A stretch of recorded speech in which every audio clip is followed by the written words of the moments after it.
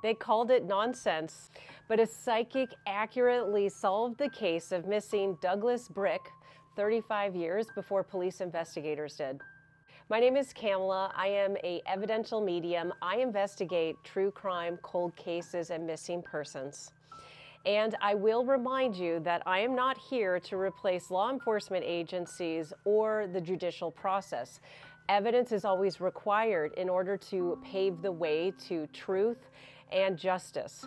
My role as an intuitive is to allow the trail to start to open up.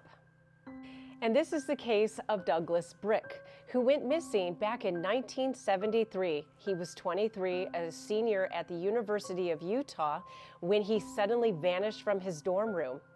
His mother, in such profound stages of grief, took meticulous journaled notes of her entire experience after her son went missing.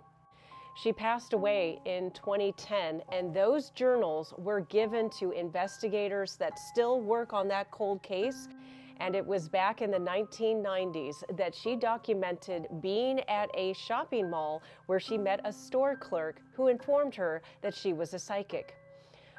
His mother says to the woman, "Well, why don't you tell me what happened to my son?"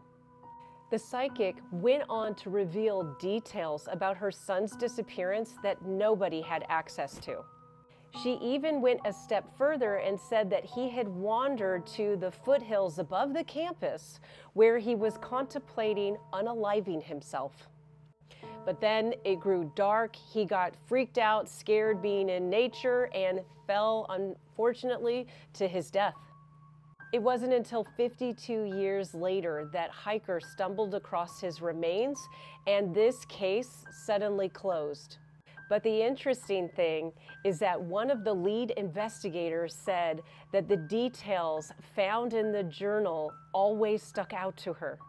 She said where the skull was located, the terrain was extremely steep and loose on both sides, so it was a very hard place to investigate.